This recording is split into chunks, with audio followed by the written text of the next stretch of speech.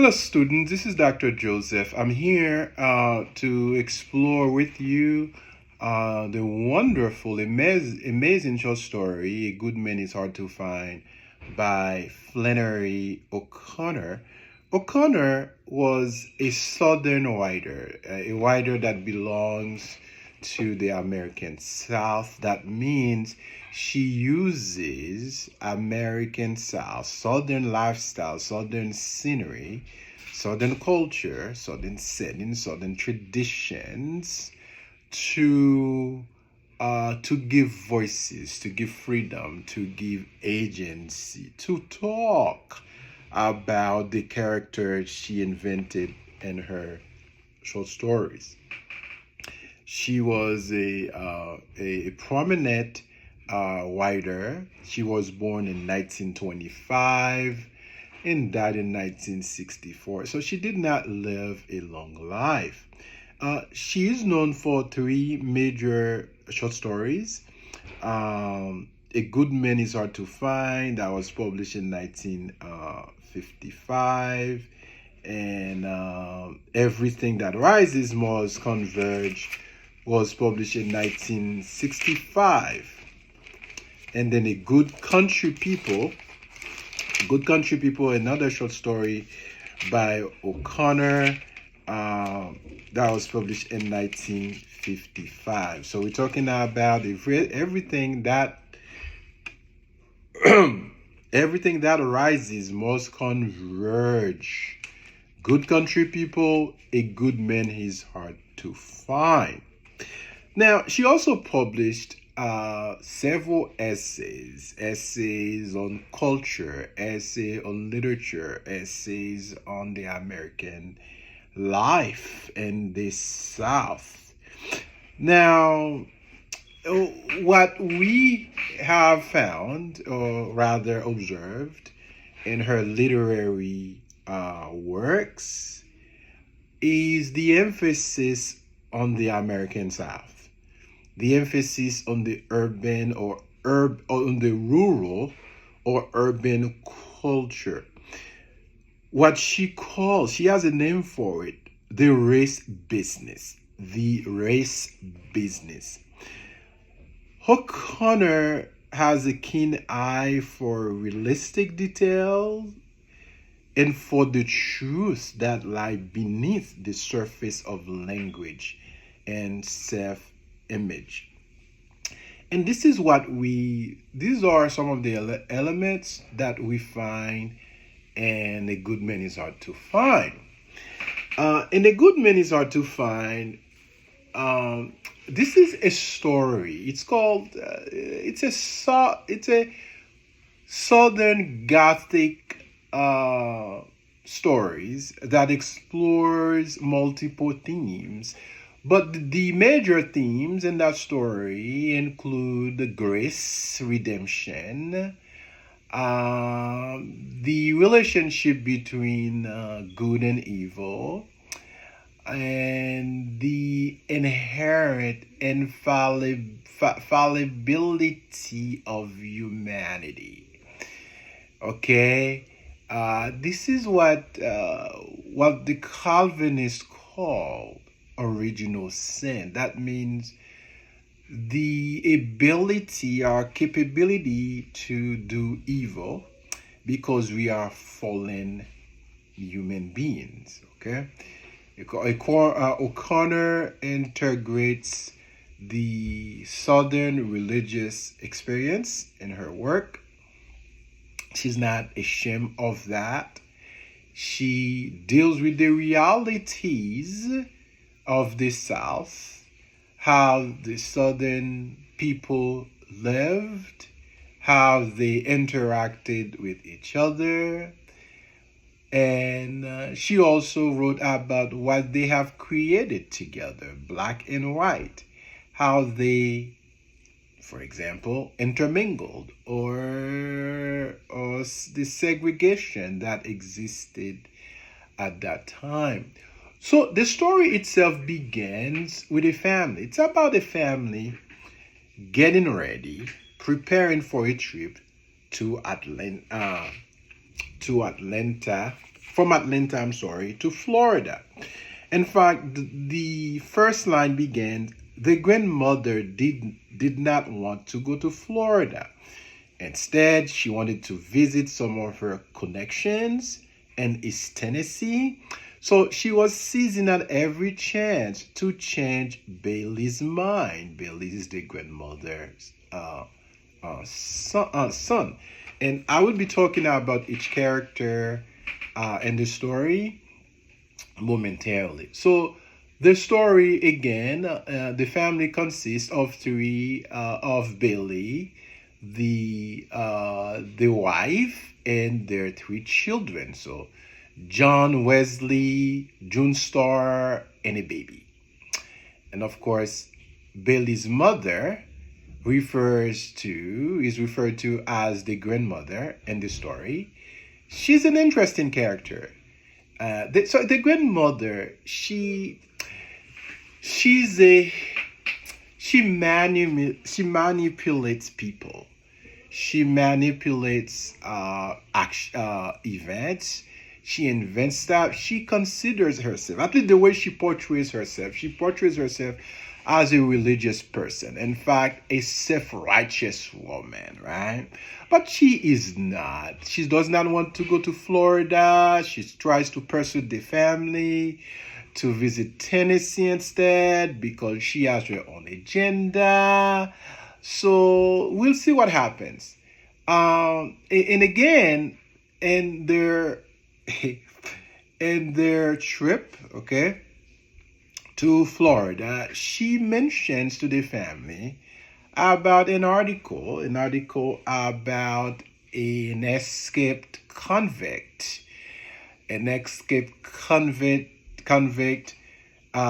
whose name is the Misfit. The Misfit. Misfit, another interesting character in this story that makes the story much, much, much, much, much better. Interesting to read. So, the Misfit is also going to Florida, according to the narrator. And again, the Misfit is trying to dissuade the family. Okay, how about the journey itself? The journey. So, interestingly, despite the grandmother's compelling arguments, the family goes to Florida anyway. So, the grandmother, a little secret that I should mention to you, brings a cat. She brings her cat. Speedy Sing, her cat. Now, she hides the cat in a basket. So during the drive, right? And she becomes very annoying. And the family could not take her, her different ways of not only of judging people, and how things have changed. And now, and then as they continue on their journey, the grandmother recalls an old plantation. Okay, she once visited when she was in the area, and she tries to persuade her son to take a detour. So Bailey is the driver. She tries to take a detour to see it. Now, and again, we're talking about, you can see where O'Connor is going. She's bringing back the memory of slavery. Okay. Then, what we are told, she suddenly remembers that the plantation is in Tennessee, not Georgia, and so the cat escapes from the basket and startles Bailey and causing the car to crash in the ditch. So the family, okay, everybody is stranded on a desolate road to Florida. Let's see what happens next. So they're going to encounter the misfit, right? They're going to encounter the misfit, and there will be exchange or between the misfit and the characters and the story. There's going to be a murder, okay? Again, remember the misfit is think about the name. Misfit is a criminal. He's a convict. He escaped from prison, and we're gonna learn different things about the story. For example, the mother, is going to show her religious piety and condemns everybody. She thinks she's perfect, she's good, she's better than anyone else. I want to spend a few moments talking about the themes and analysis in the story. So, the major theme, one of the major themes in the story is grace and redemption. So the relationship between the two. So the story itself is a religious one. It conveys the idea of divine grace. So the grandmother, despite her, her flaws, she experiences moments of grace in the story. Grace from whom? Grace from her relatives, grace from other people. This is very important, where O'Connor she's emphasizing the importance of extending grace, extending forgiveness, extending empathy, extending compassion towards people, even those individuals who have done us wrong. This is very important. Remember, the story has a religious overtone. And you also have to remember the southern people are very religious. They're Christians, okay? At least according to tradition. So another important theme in the story is the relationship between good and evil. So again, the title itself, who is a good man, is hard to find. Who is a good man? What are the characteristics of a good man? Why is it so hard to find a good man? Okay. What does it mean by manhood, by masculinity? Why not a good woman is hard to find? Does the name man represent humanity, or does it stand for the male gender? Okay, again, well, Connor was writing in the late 1950s, as we can see the religious ethos of the text. So the title itself suggests that it is very difficult to find a discerning uh, um, discerning the true goodness in people. According to her, everybody has the disposition to sin, to do what's not good, to do harm to others, right? And interestingly, the misfit, the escaped convict, and O'Connor presents that person with a complex morality, a person who we should not judge at face value. It's interesting. So again, the theme of grace, how we should understand people, is critical, is crucial in this story. Then, of course, the family dynamics in the story, the manipulation. Again, the grandmother, who's the protagonist, the main character in the story, manipulates nature. She tries to influence her family members, and then she is not really a good person. Superficially, she appears to be a good person, but deep inside, she is not. And with another important theme, we encounter violence and redemption. And of course, O'Connor uses violence to bring about moments of spiritual revelation and spiritual renewal.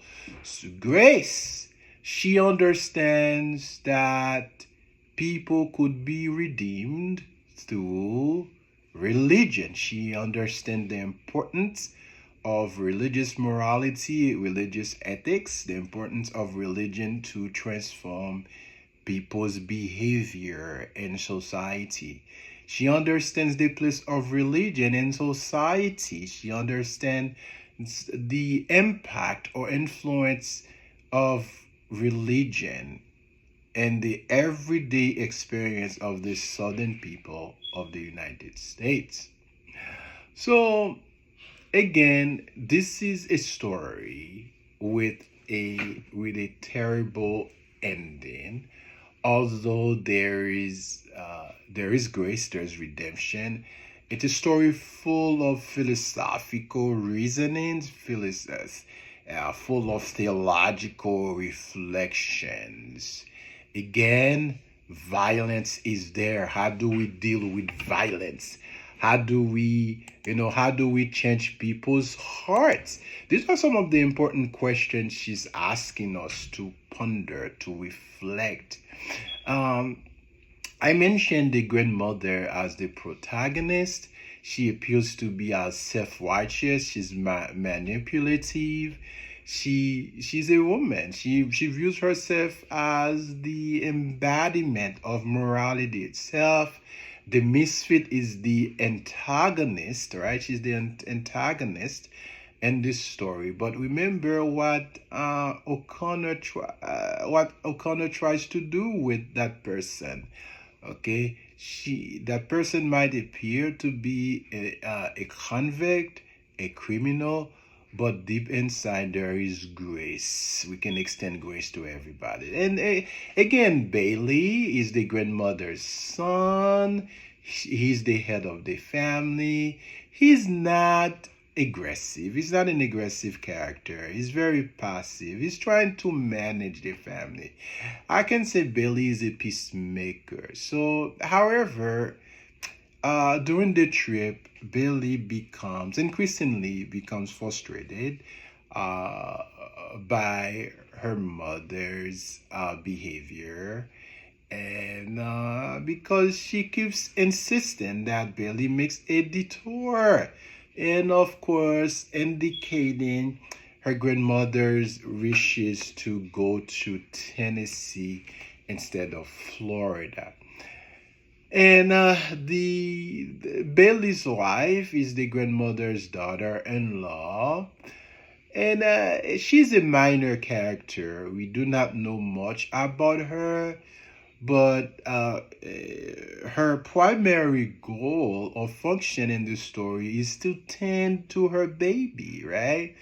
And she and her baby are in the background, but she's depicted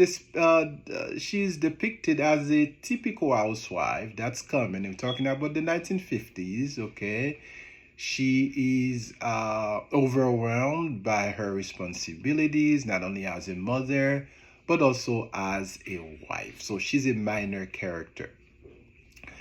Now, maybe that's an indirect critique of not motherhood itself, but the responsibilities that society in general, right, expects from a mother, from a woman to be the housewife, to be a mother. And there's John Wesley. John Wesley, again, this is Billy's son. Now, John Wesley is 8 years old. He's not, he's not, in a sense, he's not a good kid. He's outspoken, he's disrespectful.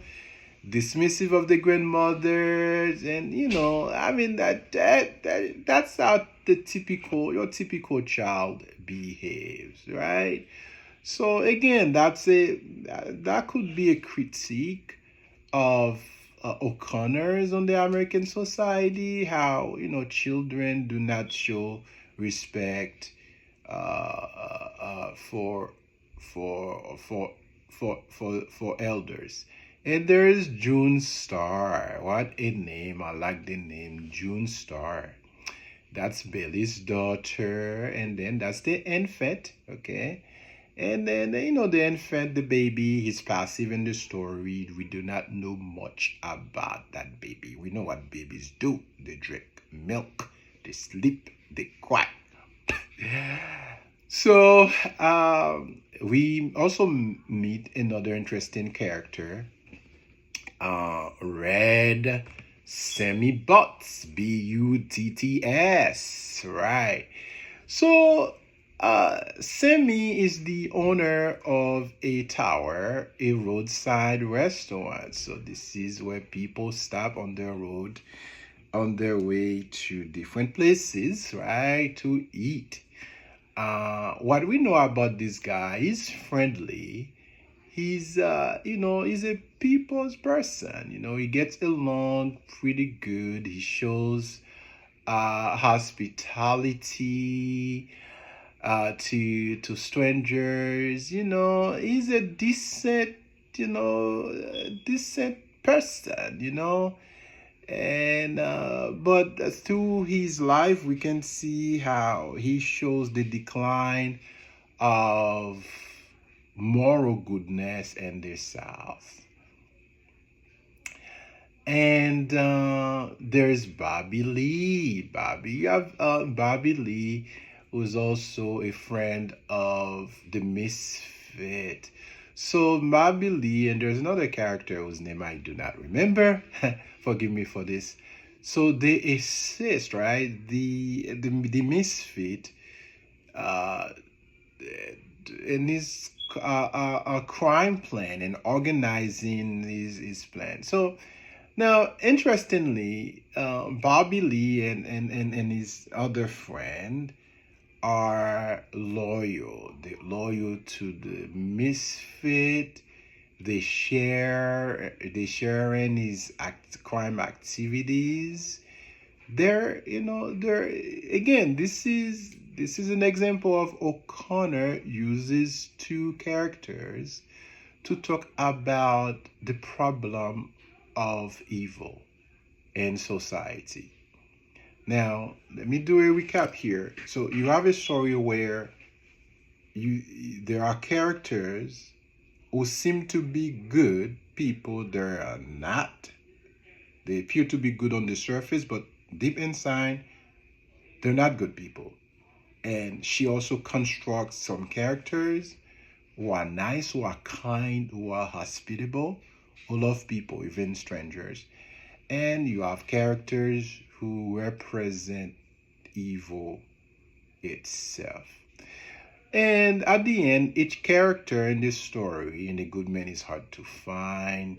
Not only they evolve as time evolves, and they're associated with different themes, with different ideas in this story, and we find out about their true nature and their interaction with each other.